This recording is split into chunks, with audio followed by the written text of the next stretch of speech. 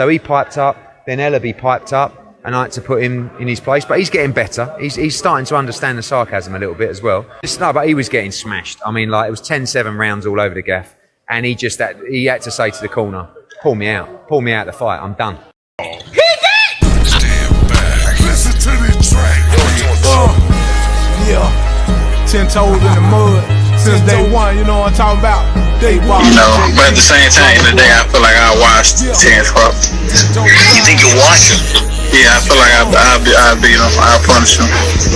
Would you be looking for a stoppage then, Errol? Is that what you're telling me, that you stop him? Nah, definitely. If that guy, the Russian dude, whoever he fought, could knock him down or to drop him, you know, I definitely have a great chance to stop him. I think he's been hurt by Gamboa too, so I definitely have a great chance to stop him.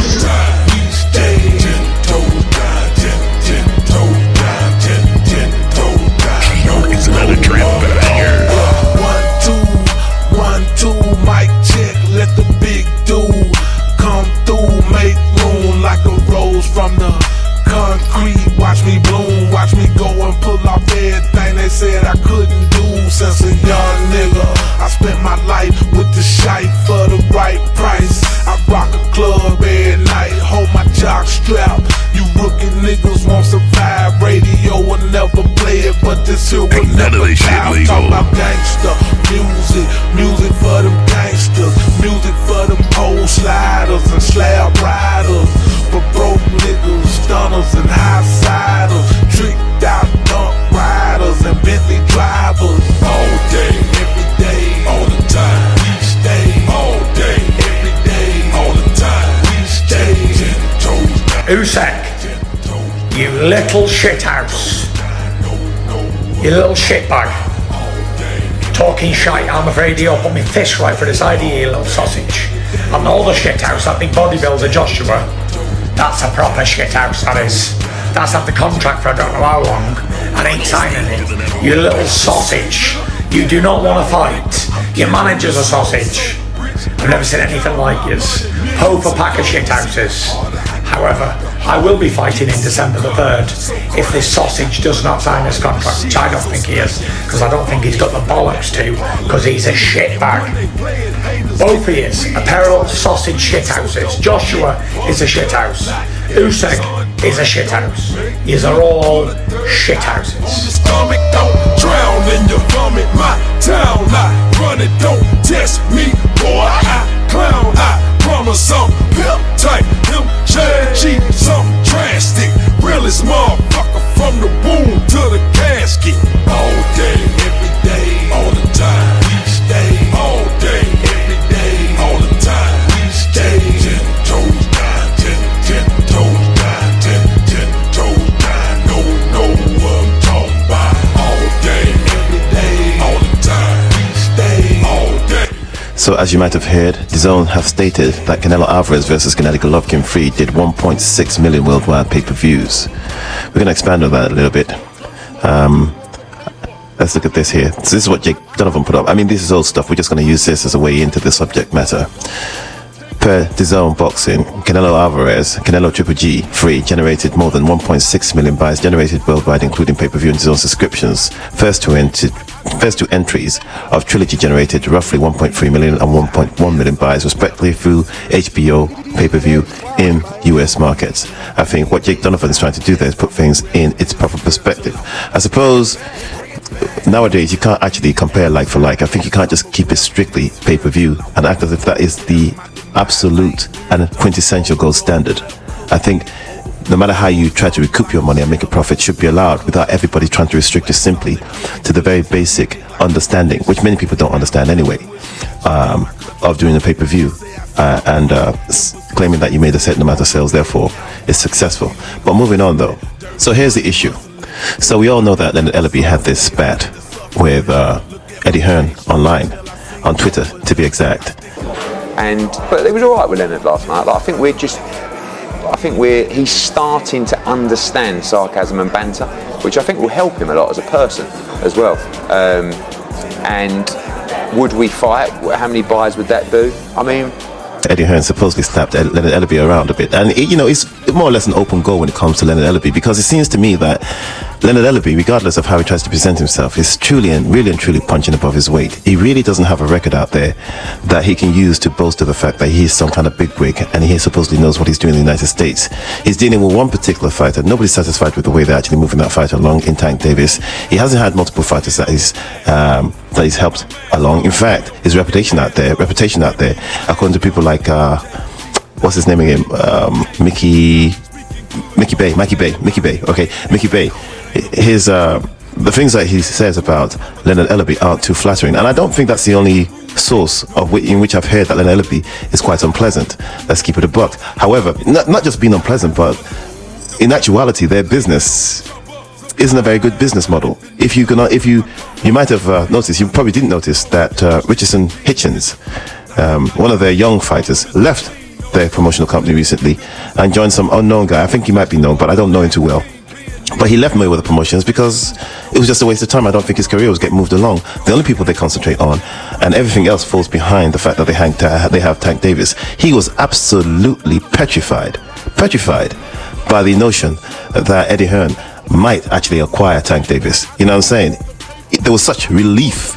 It's almost as if like he gave a sigh to the good gods in the heavens when Tank Davis declared publicly like he's still with me with the promotions. You can see like there was a great weight lifted off his shoulders. But that being said, look at what he writes here. This is a problem I have with Leonard Ellerbe. Leonard Ellerbe, when it comes to Canelo Alvarez, there seems to be this obsession that Canelo actually went back to Eddie Hearn. He doesn't want to blame Canelo because you see they're infatuated with Canelo. They are absolutely, Mayweather Promotions and PBC are absolutely infatuated with Canelo, and they cannot risk. They're petrified. They're petrified of the power of Canelo Alvarez and the sway that he has with the audience that follow him, the Hispanics. They know that there's no commitment and there's no loyalty, to their particular brand without Canelo Alvarez or some sort of Mexican of that ilk. So Canelo Alvarez, right? You get this feeling that when it comes to Leonard Ellerbe has this sort of ex-girlfriend, you know what I mean? Or not even ex-girlfriend, like the side chick who a dude has a fling with. You know what I mean? And within that small period of time, it was so intense that they can't get over it. And now each and every time they want to come back and say, well, his real girl ain't that shit. You know what I mean? He really need to come back to us. He couldn't come back to me because we did this and we did that. And I make him feel good. And I did this. So this is the kind of, it really is debasing to a certain degree. He's debasing himself because there's an air of desperation about it that is unbecoming. But Leonard Ellerbe won't understand that because, it is what it is. When I said that it was an open goal when Eddie Hearn supposedly put him in his place, it's a fact that it's true. Leonard Ellerbe doesn't have a record out there apart from Floyd. And everybody knows that he was Floyd. Floyd almost fired this guy. This guy was in a panic. What happened? Because I think during the second fight, he made an error in which he supposedly put up two belts rather than one for the second Maidana fight. And Floyd blamed him for it. I think Floyd was just looking for a reason to fuck around with him, to be honest with you. So Floyd applied pressure on him. Floyd said he was going to fire him. You should have seen him back then. He was scared shitless. The dude was absolutely petrified of what was going to happen. The guy was absolutely petrified. You know what I mean? So we know about Leonard Ellerbe. You know what I'm saying? So when Eddie Hearn swats him away and almost just backhand slaps him about on Twitter, everybody understands. So Leonard, right, who says he doesn't want to go back and forth with Eddie, wants to cut it short, doesn't want to go back and forth because he's losing the argument and people are dumping on him, then comes back later. You know what I'm saying? When nobody's around and says, only 10 months ago, Canelo vs. Plant did 800k pay-per-view buys in the US on Showtime pay-per-view, and the combined purses was 50 million. Okay, is that true? Or was it combined purses of $60 million? Because I think what he's done there, unless they were lying to begin with, alright, is he's left out what they paid Kelly Plant. Did they pay Kelly Plant 10 million or not? Because what he's saying there doesn't seem to be accurate. If he's saying that the combined purses was 50 million, that's a big chunk of money to leave out. But I think he's doing it for the sake of argument. But the big trilogy rivalry between Canelo / Triple G3 does 250k buys less.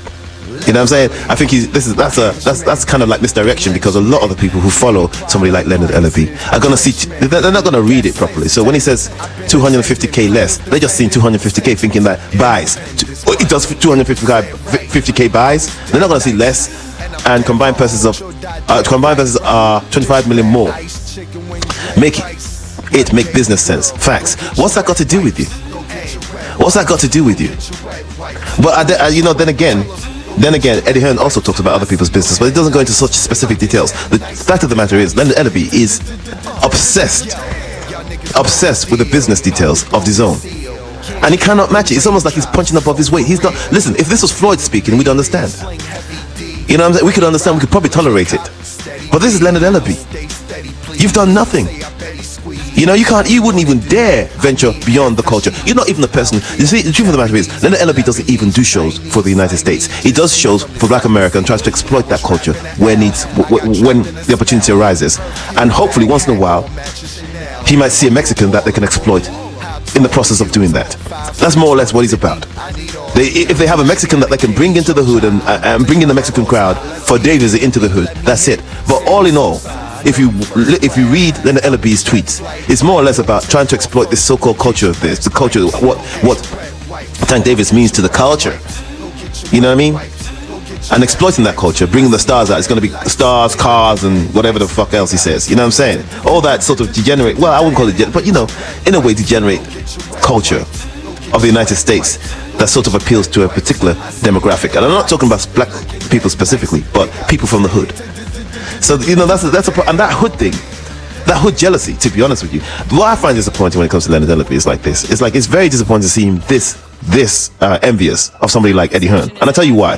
Because a lot of people who defend Leonard Ellerbe say that, well, you know, Eddie Hearn inherited his business from his father. The guy who got elected to the president of the United States, all right, inherited his business from his father, all right? And then he's called a great businessman, even though he bankrupted a lot of business and stuff like that. You know what I'm saying? It is what it is. But the bottom line is this: he moved the business forward. The business of Trump, the big Trump, all right, was moved forward by the personality of Donald Trump. All right, and that's the same thing you've got here with Eddie Hearn. I'm not talking about their politics here. I'm talking, and I guess when it comes to people like JFK, when it comes to people like Donald Trump, that's okay for people to inherit. But when it comes to boxing, then suddenly all these black people have this serious problem. And suddenly, Eddie Hearn, who comes from the UK, is the very definition of white supremacy. Oh, and another thing, not only that, he doesn't even know what the fuck he's doing in the United States. He needs to leave. Man, it's a confused message. I don't care, but I just feel like when it comes to Leonard Ellerbe, just give it up, mate. Forget about it. Concentrate on your business and grow it. But the truth is, you can't. You can't because you don't have Canelo. It is what it is. I know some rowdy niggas that rock a Audi proudly. One thing, doubt me. Bounty, Saudi, shout me. I'm spraying it well, I'm playing this out. 50 mil like David Chappelle. My paper propel won't lay in the cell. You taking it out. This is fun, nigga. You should run, nigga. Get your gun, nigga. This is fun, nigga. You a dumb nigga. Get your gun, nigga. What? Let's go to the car. What? Let's go to the car. Get your gun, nigga. Let's go to the car. What? Let's go to the car. Get your gun, nigga. Did you know that a 3-year-old has the physical strength to shoot a gun? Juvenile gun possession is a problem. If a child obtains an improperly stored gun, the adult's owner is criminally liable. Killer. The restrictions are endless. Yo, so you crack for a dub. It's a package of love. The card fall, I'm at the bar, got my gat in the club. And my ratchet is snub. Just for you acting a thug, you will get smacked with some bub. I got my mask and my gloves. Yeah, we wildin' again. Cops, y'all dialing them in. Everything eventually comes to an ending point. The worst tornadoes in the world came to an end, the worst hurricanes came to an end, the worst earthquakes came to an end, and the list goes on. The point I'm trying to get across is this. Yeah, it might seem like I'm going through the worst time of my life at this moment, but I've learned how to smile through any storm because I believe in God, and I believe in myself. And I know the sun will shine on me and I will see better days. Right now I'm becoming the best Adrian Bronner I can be, and once I pop back out, the world will witness greatness once again. #work or die. This is pineapple rover. Don't sit on the hood. Time after time I done told you. This is fun, nigga. You should run, nigga. Get your gun, nigga. This is fun, nigga. You a dumb nigga. Get your gun, nigga. What? Let's go to the car. What? Let's go to the car. Get your gun, nigga. Let's go to the car. What? Let's go to the car. Get your gun, nigga. So I believe that Mike Coppinger might have been the first person to report the news. I'm not sure, but I'm just following it from here. Mike Coppinger, Shakur Stevenson will be stripped of his two 130-pound titles after he failed to make weight for fight versus Robson Conceição. Shakur will be fined and likely forfeit sum of purse to allow bout to proceed. He's set to earn $3 million. He's set to earn $3 million. All right, and after that, there were some other statements that followed. Obviously, they've moved beyond that. The fight is going to go ahead, and these are some of the other stuff that's come after that. So, moving on, sticking with Mike Coppinger specifically, Shakur Stevenson and Robson Conceição have reached an agreement on a financial penalty for Shakur's failure to make weight to allow the fight to proceed, sources tell ESPN. ESPN main event on Friday, Conceição eligible to win two 130-pound titles. Okay? As usual, Shakur Stevenson, Michael Benson reports the news as well. Shakur Stevenson confirmed he will not make 130 pounds and so has been stripped of his WBC and WBO super featherweight world titles ahead of his fight versus Robson Conceição tomorrow night. Belt still on the line for Robson Conceição. If he wins, Shakur moving up to lightweight next. And then it goes on to state the following. A fighter losing world titles on the scales is never good to see, but it's hard not to get excited by Shakur Stevenson moving up to join Devin Haney, Gervonta Davis, Ryan Garcia, Vasily Lomachenko, and George Kambosos Jr. at lightweight. So it's a silver lining as far as there's a silver lining as far as Michael Benson is concerned. Keith Idek states the following. He says the two sides have finally come to an agreement on the portion of Shakur Stevenson's purse that Robson Conceição will receive for Stevenson coming in at 1.6 pounds overweight today. ESPN will televise the main event tomorrow night from Prudential Center in Newark. All right, then, this is just a random tweet, and it's a response. Actually, before we go there, let's see what he's responding to. So this is a tweet by Rick Ramos in which he's trying to stir the pot. I guess he's trying to suggest, or maybe imply, that there's a double standard somewhere in regards to certain fighters, as, of course, some of these gentlemen always do. They tend to imply, they make it somewhat implicit rather than explicit when he states the following. Can you imagine if Ryan Garcia didn't make weight? You all would be losing your mind. Now, I don't know who he's referring to specifically if Ryan Garcia didn't make weight, but I suppose there would be more of a furore if Ryan Garcia didn't make weight, because Ryan Garcia happens to base a lot of his attention and popularity on social media as opposed to Shakur Stevenson. Shakur Stevenson is within that boxing bubble, so people are going to judge it thus. But when it comes to Ryan Garcia isn't judged solely upon the fact that he might be able to box a bit, but more based on the fact that he considers himself to be more of a social media celebrity rather than a boxer. I think you can take that to be the first call of duty when it comes to Ryan Garcia.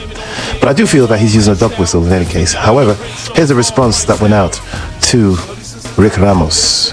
I think people are sort of pushing the edges a little bit here, spreading the blame around. There's a lot of whataboutism in this response, but I suppose there's something implicit here too, because at the end of the day, I think it's really got to do with the fact that the ethnic background of both fighters is not necessarily what's necessarily being spoken about explicitly, but it's being implied.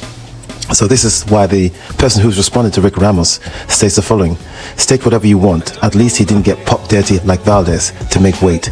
Keep that same energy. Valdez was able to keep his WBC belt. Maybe he should have tried Valdez's method, since it works without any consequences. This is why boxing is corrupted. Both should be stripped.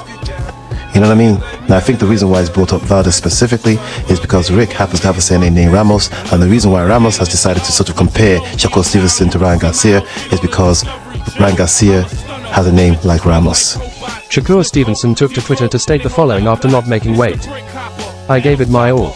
I've been professional my whole career and made weight, but my body just can't make 130 anymore. My health has to come first. I'm moving up to 135 in my next fight.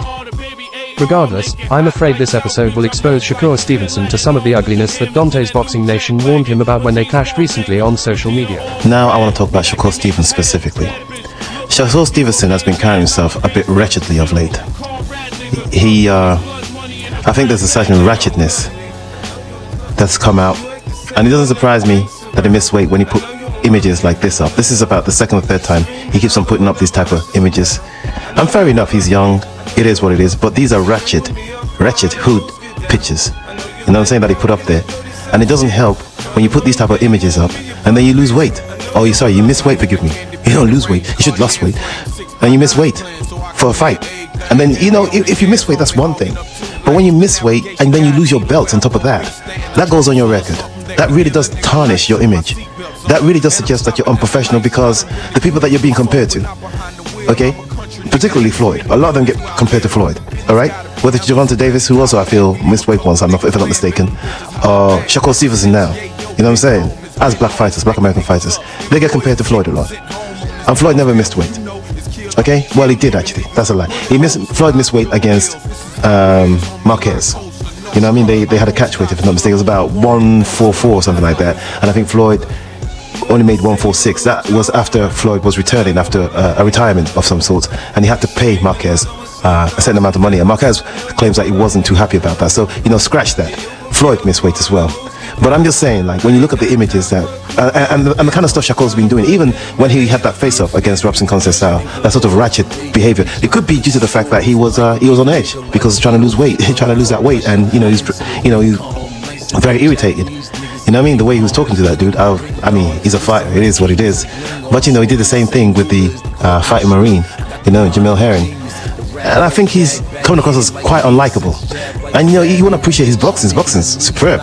Especially the way he boxed against Valdez. You know what I'm saying? And leading up to that, I think his performance against Jamel Hearn and then Valdez just solidified him in the mind and in perception of many that he is indeed what they say he is.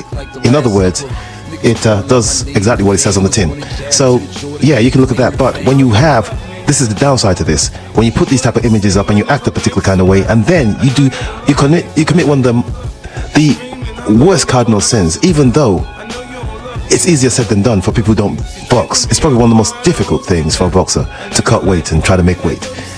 But other people do it and they muscle through. So when you don't do it, especially when you're a champion, it really does become a bother. It really does leave a bad taste in the mouth of the fans. You know what I'm saying? Of his fans.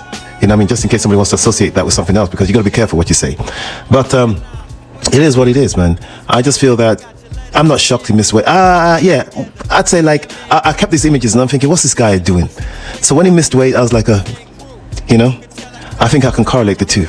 If he doesn't watch out, man, this lady here and the stuff he's putting out there, I think will be the demise of him.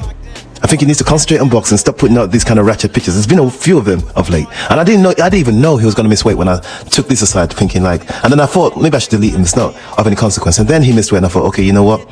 I think I can associate this kind of behavior and the kind of stuff he's doing, his extracurricular activities, with the fact that he missed weight. And he's now proposing to move up to 135. Now the difficulty with that is that even though somebody like Michael Benson might say it's exciting, the truth is what's going to kick in is the whole other side of the street situation, where Shakur won't be able to fight somebody like Gervonta Davis because he's with PBC and he's Top Rank. But even if he's with Top Rank, I don't think somebody like Teofimo Lopez is going to fight him, because Teofimo Lopez is moving up to 140. So you got somebody like George Kambosos, and George Kambosos, I think he's about to make another bag of money. I would be surprised if George Kambosos fights with the same kind of intensity he fought with when he was very hungry and went in against Teofimo Lopez. I think he hit the lottery and that's about it. As for Devin Haney,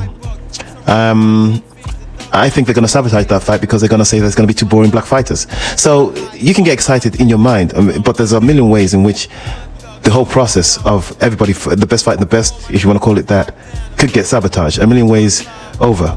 So Shakur fighting Devin Haney, I don't think that Bob is going to sanction that, because he's going to believe that he's not going to make money. But this is not Floyd versus Zab Judah here. Those days are gone. Money started looking when he seen dog approaching. I say, yo, black, we can take it to the back. But that's about the time the razor blade made contact. I got relaxed, in fact. He collapsed and bitched up and got ripped up and stitched up. But trying to get tough, I picked up my ill son.